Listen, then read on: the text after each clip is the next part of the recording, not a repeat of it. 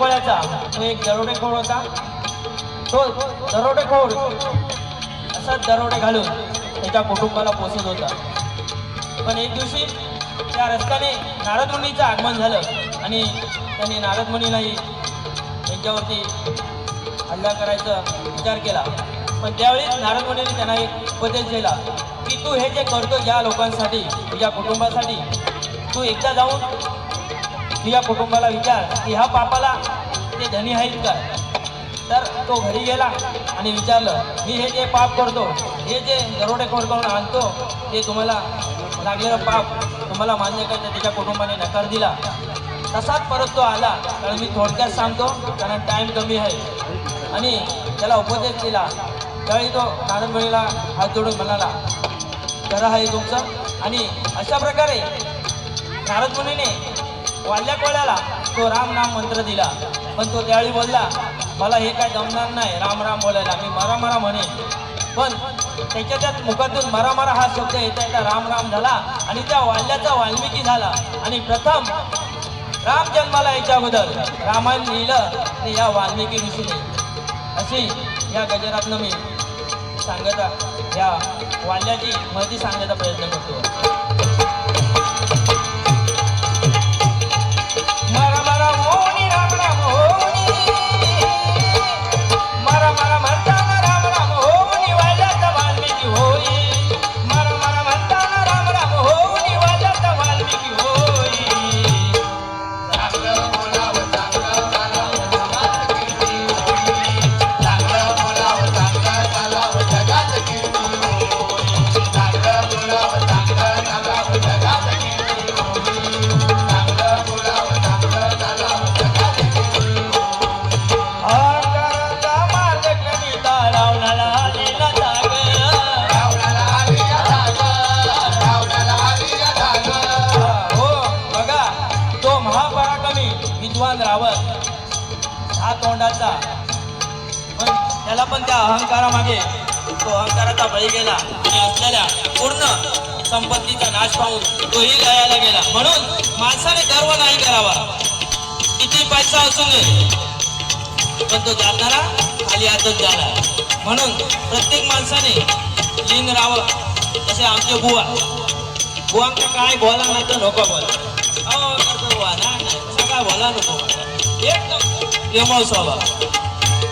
आता मागले टोपी तर मला सदरो पण काढून देते कारण त्याच्यात बरेचसे हिरे असेल माझ्याकडे गरजेचे आता घालून येते.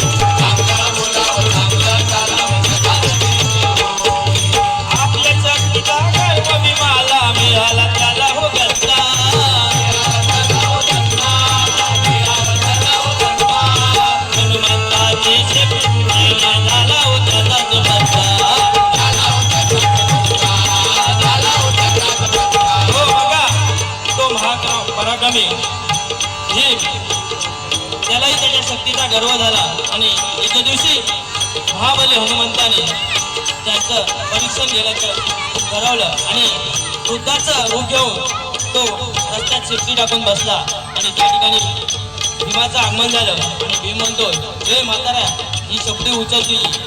त्यावेळी हनुमंत बोलतोय बघा त्याने काही ओळखलं नाही की हा प्रत्यक्षात महाबली हनुमंत आहे.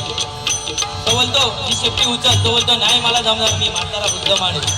म्हणून तो ताकदीचा गर्व होता त्याला ताकद दाखवायला आणि शेपटी उचलला. पण काय शेपटी उचलली नाही आणि दमला. नंतर बोलतो नाही बाबा तुझी शेपटी तू उचल.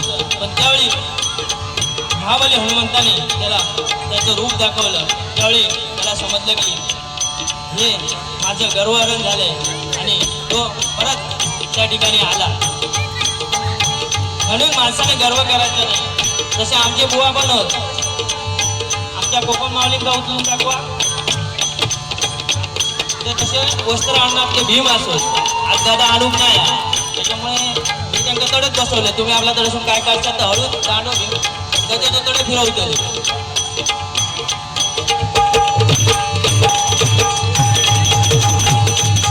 आपल्या शक्तीचा गर्व भीमाला मिळाला त्याचाच गंगा मिळाला त्याचाच गंगा हनुमंताचे शेपटून झाला होत्या त्याचे फटका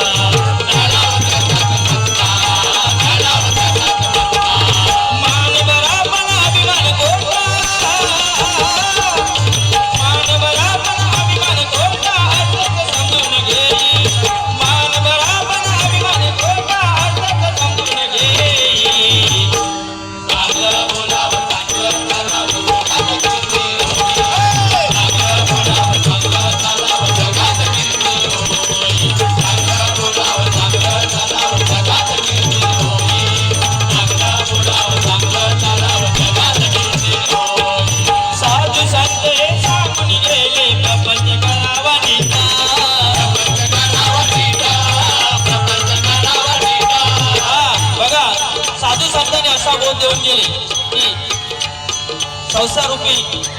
संसार करताना या प्रपंचामध्ये परमार्थाची जोड असावी आणि या नामस्मरणाची जोड असावी. तुम्हाला संसार करणं सोपं जाईल. म्हणून म्हणतात बघा